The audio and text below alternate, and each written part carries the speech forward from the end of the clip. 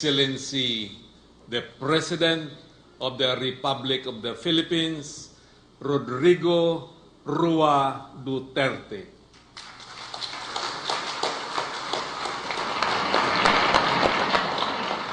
Kindly sit now. Thank you. Salamat po. President Ramos, sir, I'd like you to know that the very first person to go to Davao to make a trip, a very quick one, it's about 3 hours at the Marco Polo Hotel. We were held there for 3 hours, and he said it is time that Mindanao will have a president. And despite of my own misgivings about money, machinery, and everything, I prevailed because of his inspiration. Salamat po, Mr. President. Excellencies of the Diplomatic Corps, Secretary Sueno, Secretary Defender Renzana of the Defense Department, our new Police Director, Ronald De La Rosa, the members of the Senate, Manny PACQUIAO, Risa, nice to see you again. Congressman Batuil, sir, how are you? The Chief of Staff, Ricardo Visaya, and the Major Service Commands of the Armed Forces of the Philippines, former Acting Police Deputy Director, General Francisco Iyami Jr., the Chiefs of the National Police, men and women of the Philippine National Police, fellow workers in government, beloved countrymen. There is no riddle in the hiring of persons to hold sensitive positions in government. As I have said, I am a provinciano, and my sphere of influence was limited in the Davao region. For at that time, there was only one Davao, and because, I grew up there. And I studied in Manila.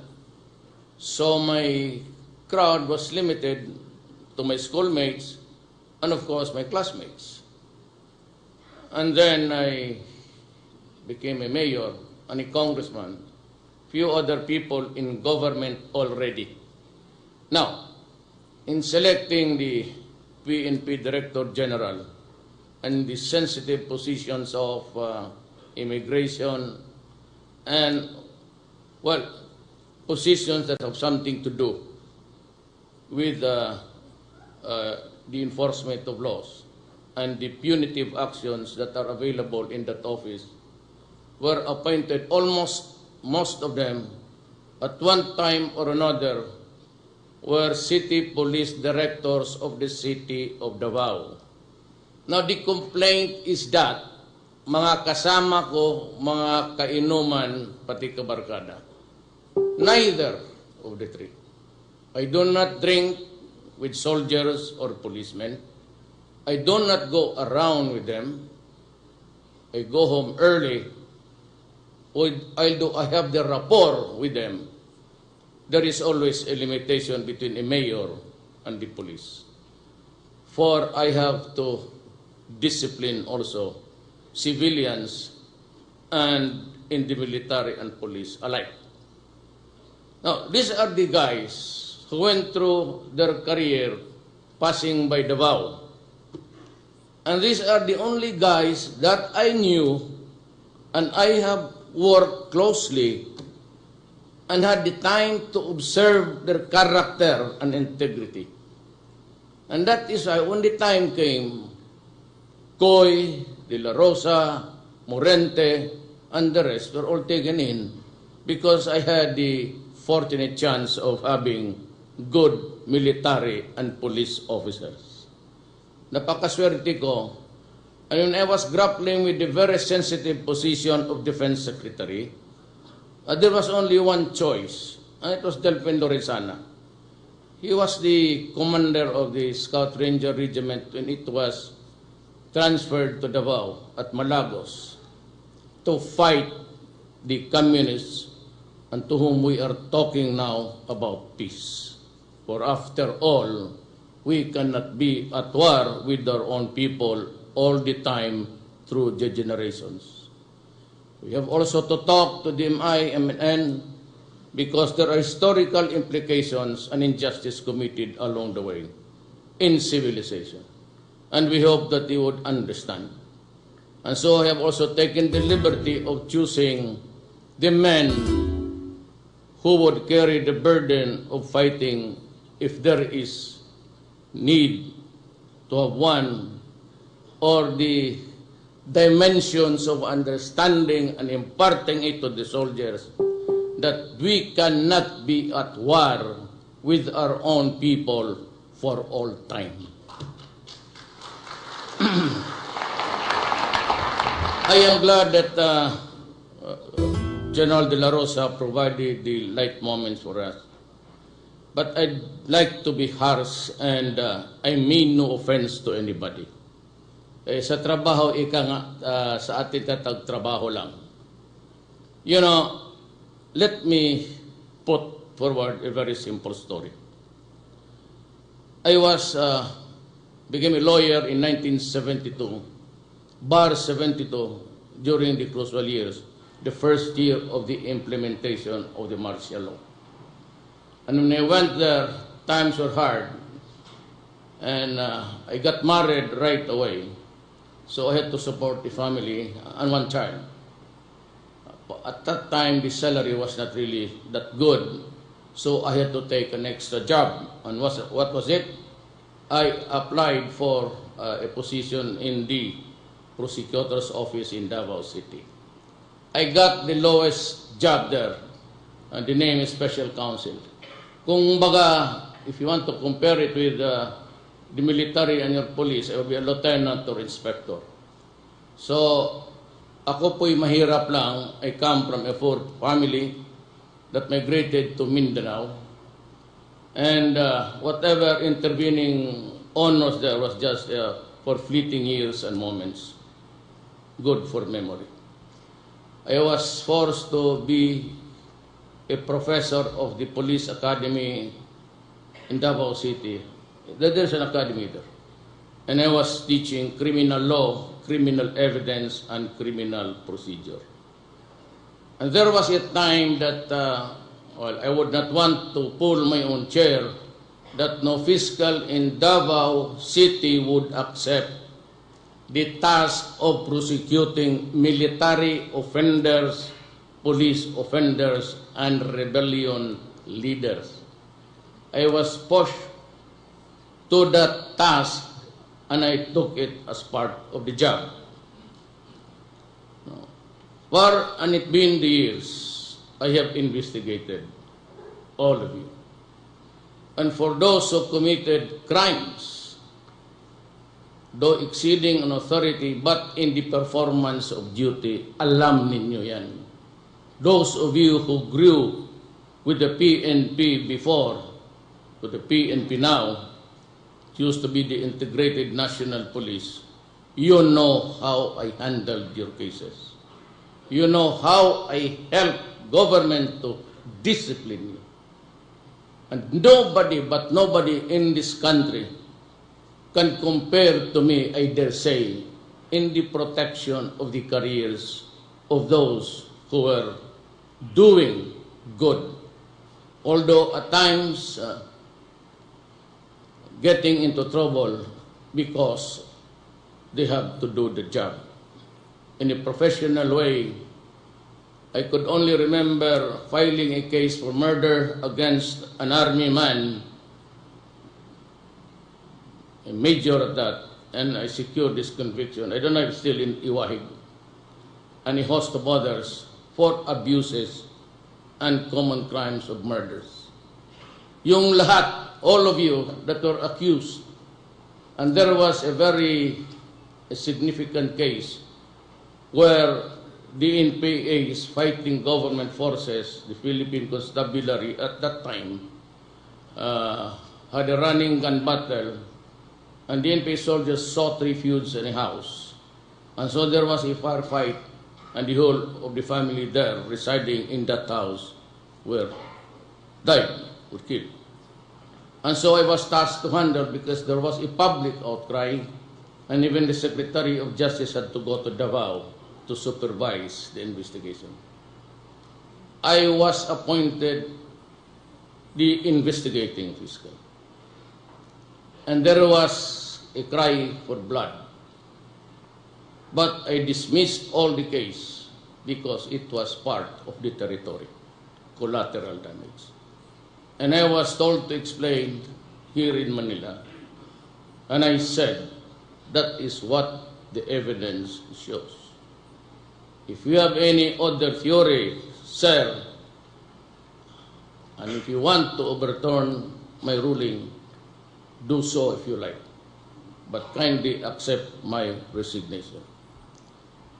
That is how I treated you. And of recent memory, 28, including Undersecretary Coy, were charged before a body, an organ of government, under recommendation, all of them, almost all, who passed by Davao because of the alleged extrajudicial killings, were recommended for dismissal. And I went up and stood my ground. And I said that if you prosecute these guys for doing their duty, I will resign as mayor. Sinabi ko doon sa head ng Constitutional Bank. You choose. It is a matter of principle for me that I stand by the soldiers and the police when working for the country. But I will be the first one to crush them if they are into crimes. Ganito yan. 22 years.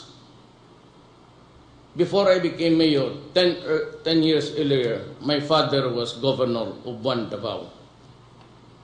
And I was, had a good relations with the police as I grew up. And I know your life story. I know how you handle your work. And I know how good you are. But I also know that sometimes you can become a bad boy in the organization.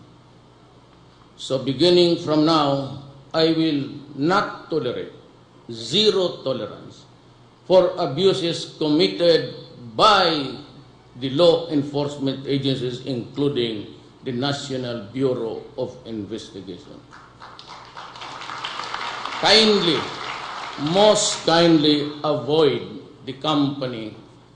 These drug lords and a budding criminal would always want to have their pictures taken with the mayor, with the commanders, with the military, with the police, just to build a reputation around him for invincibility. That's how it is done. Alam niya, you know that I know, and we all know. Ganun yan. Then they would show pictures, they put it in their offices, so that when there's a BIR or whatever harassments, they would always send the subliminal message na kilala ko. I know the mayor. I know avoid. Do not taint yourself in the company of known criminals and criminal syndicates. You will be sorry. For the next 6 years, I will have an electronic thing there in the office to track your record. And I would know, at alam ko ngayon, kung sino yung mga generals who are tainted with corruption and drugs. And you know that I know, we all know, you better resign. You have no more future in the police.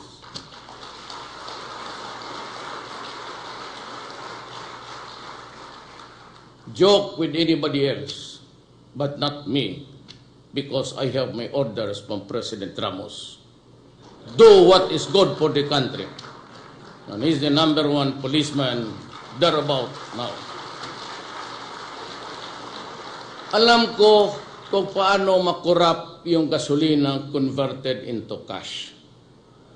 I know how the operations are being castrated up, down the line.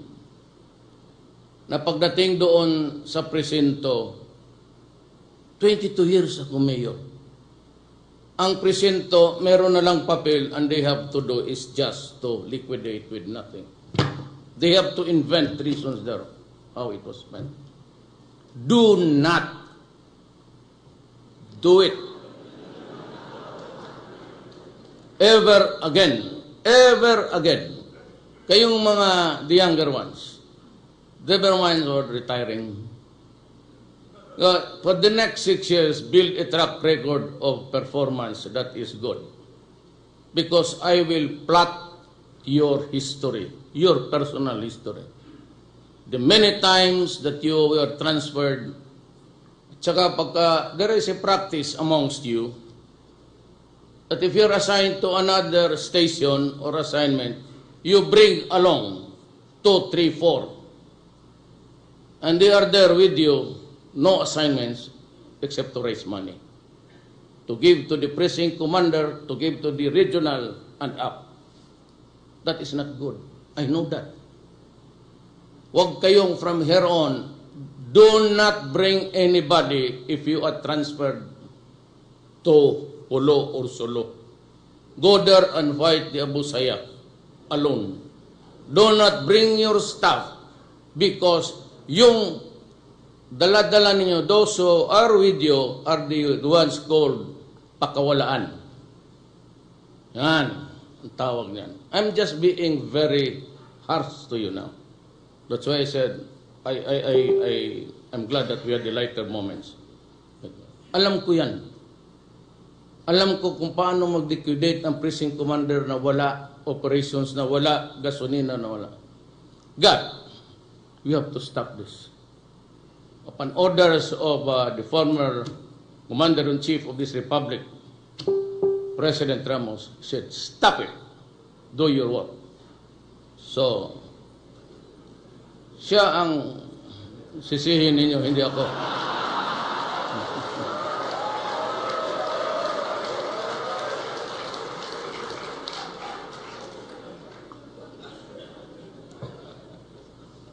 You know, one thing that you should realize, ordinaryong tao lang ako. I have no credentials to brag about.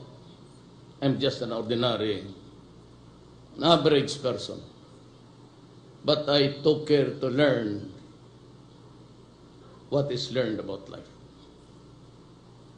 So, magprangkahan na lang tayo dito ngayon.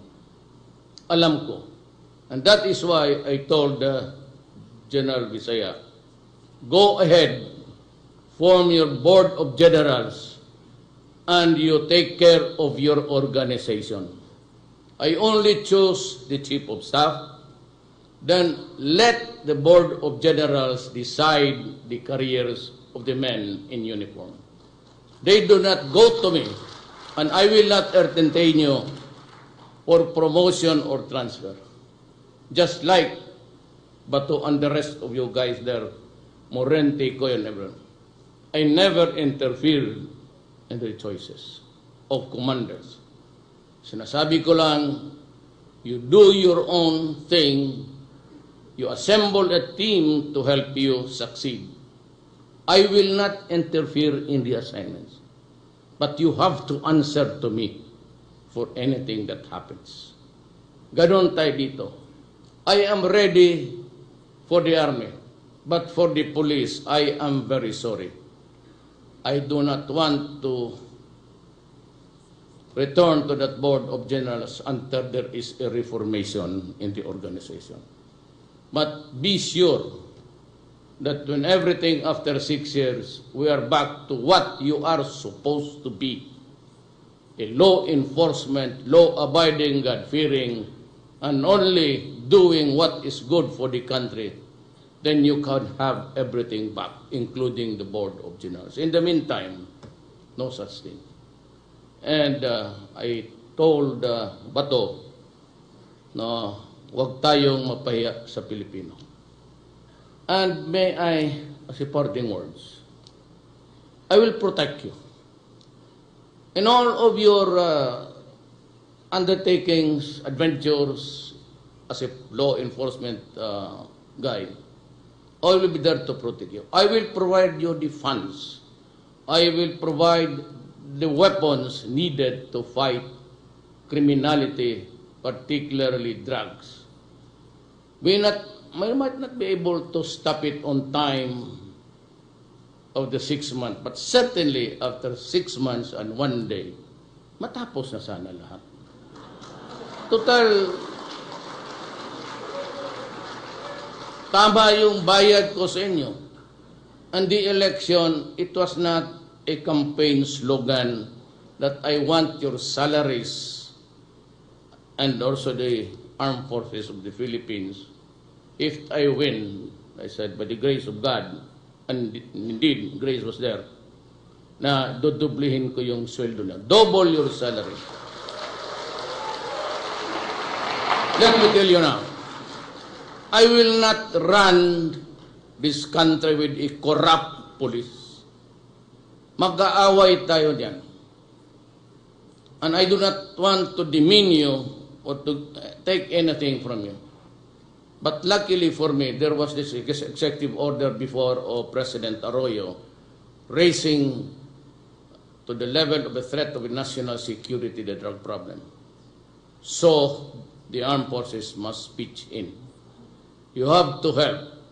You have to get rid, because saan ka nakakita dito? Nowhere in this world except in South America. And I'm giving you the box by Ion Cartrell. He has had this history of despair, South America. And I would say that, make a projection that if I do not interdict now the drug problem, 7 years from now, or 2 politics from now, or even 1, it would become a narco-politics like in South America and Mexico. Saan ka makakita? Where do you find a country, a mayor is inaugurated in the morning and in the afternoon she is executed?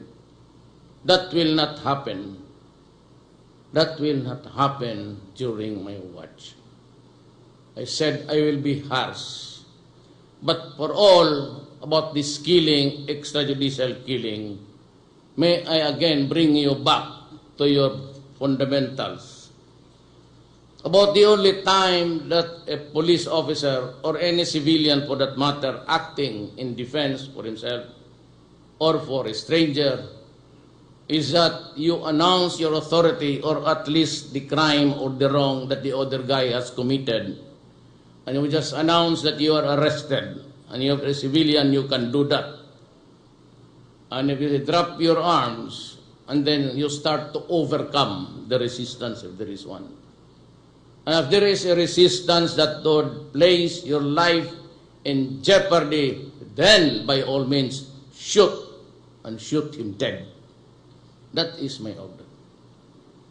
Pero kayong mga there are a lot of openings slots dito. There will be a major revamp. Alam mo kasi ganito yan. Alam ko yung style ninyo. I'm not addressing this body. I'm addressing the Filipino people.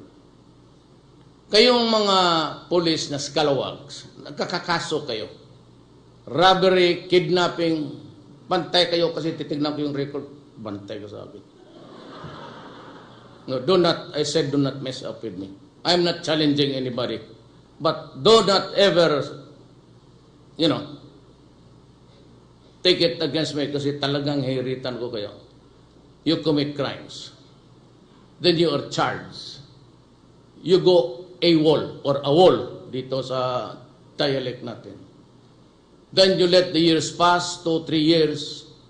I mean, you feel that you can already bargain with the victim, or the victim has died, or the victim has transferred to another residence. You smell around, and then suddenly you surface with your lawyer and say, Your Honor, I have decided to surrender because there is a warrant of arrest against me. And then he is put on bail or detained. a non-bailable offense, kidnapping, murder. So what do? You go to the GRS where you are free to go around even if you are really supposed to be in detention. Tapos palakad-lakad lang kayo. Then when it is calendared, you go to the court and say, Your Honor, I want the trial now. Because I feel that I am innocent, I'm insisting on a trial. So the server goes to serve the summons for the offended party to appear that day. I mean, you know very well that you surrendered because everything is already cleared. So the following hearing, you say, Your Honor, we would like to have the trial now. Now that we are here. And there is no service because the server was paid just to say, cannot be located or nowhere to be found. I was a prosecutor. Do not. I know that. Pagkatapos yan, Your Honor, the lawyer would say, my client is innocent. He's now insisting on a trial of the case. Otherwise, we invoke the constitutional provision under the Bill of Rights. Speedy trial. And you would insist on a trial or else you ask for a dismissal of the case if there are no witnesses. Then you insist and the poor prosecutor would say, Your Honor, give us a last chance to... But he cannot go out of the office. There are thousands of cases to be heard in 1 month. The fiscal has about 10 criminal cases every day. Ready yan pag may witnesses. Those wallowing in good time are the defense lawyers. They have 1 or 2 cases for the day. They have studied the case carefully. They have the money to interview the witnesses and concoct another true story. So on the third hearing, the court will say, Fiscal, ready? Your Honor, I'm sorry, I have no witnesses. Opposite counsel, Your Honor, we insist on a trial of the case. If the fiscal is not ready, the prosecutor, then we ask for the dismissal of the case. Every dismissal of a case which bears to the reason that there are no witnesses or any witness, that dismissal is with jeopardy. It cannot longer be filed. Kaya alam ko yan lahat. I said I was a trial prosecutor for 10 years. I've been a mayor in social contact with every human being in my territory. Not quite different from the rest of what ails this problem. Corruption, including the law enforcement. I'm willing to give you a break. But those who were, after the dismissal, you go to Kami. Kami has no other option.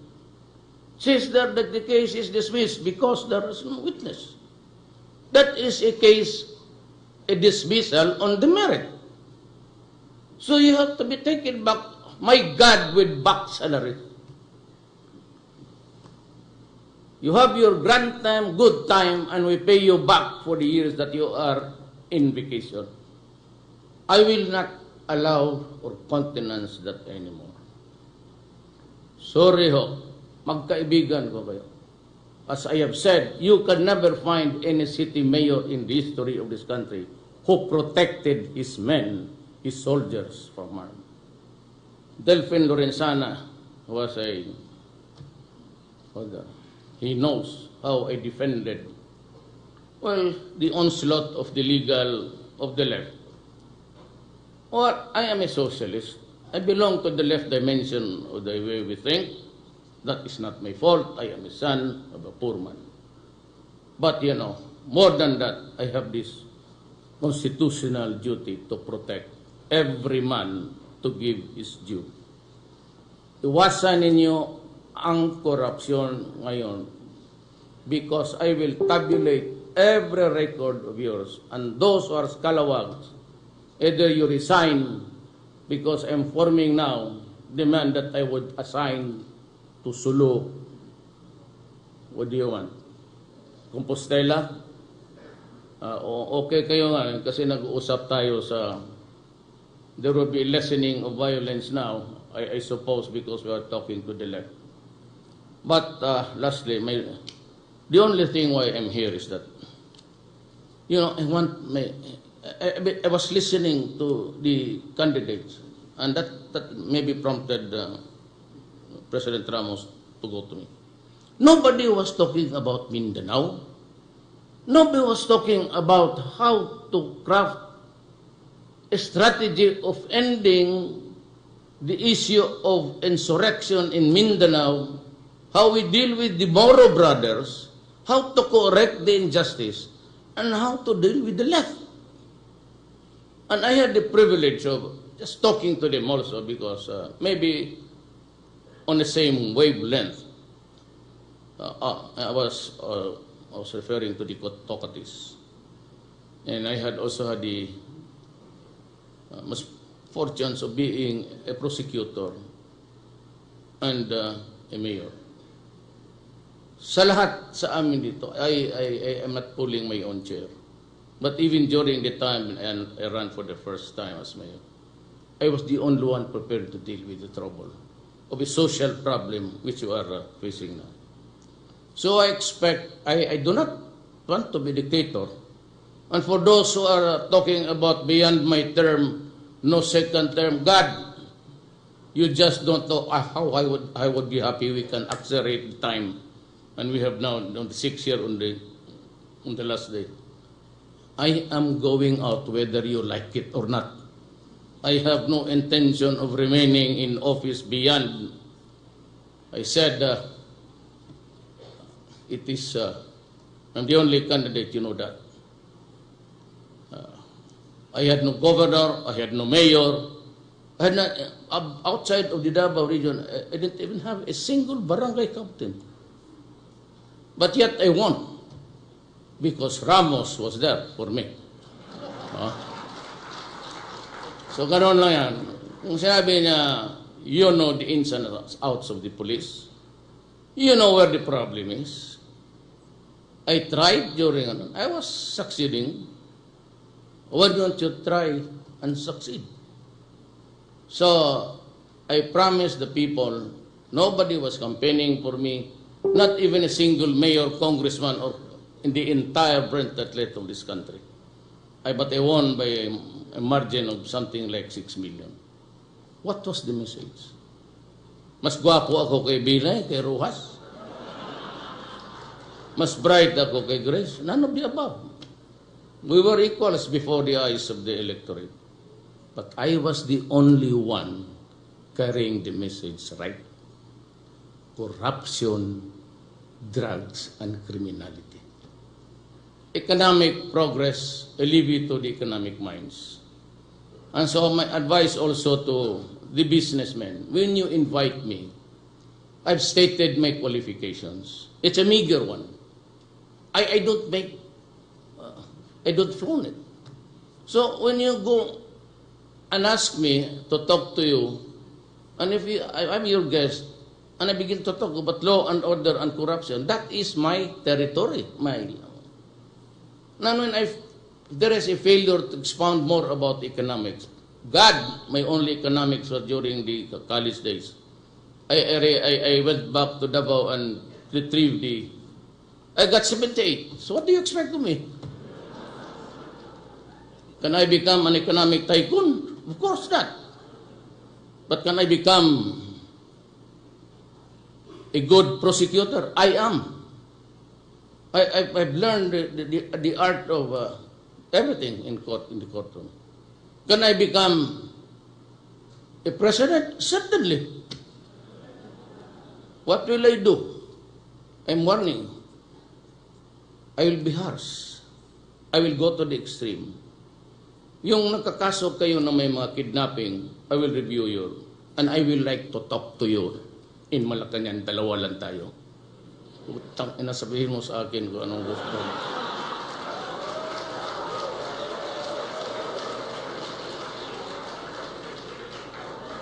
do not bullshit with me. But do your duty, I will die for you. Do your duty, and if in the process you kill 1,000 persons because you were doing your duty, and I will protect you. And if they will try to impeach me, I will hurry up the process and we go out of the service together. Thank you and good morning.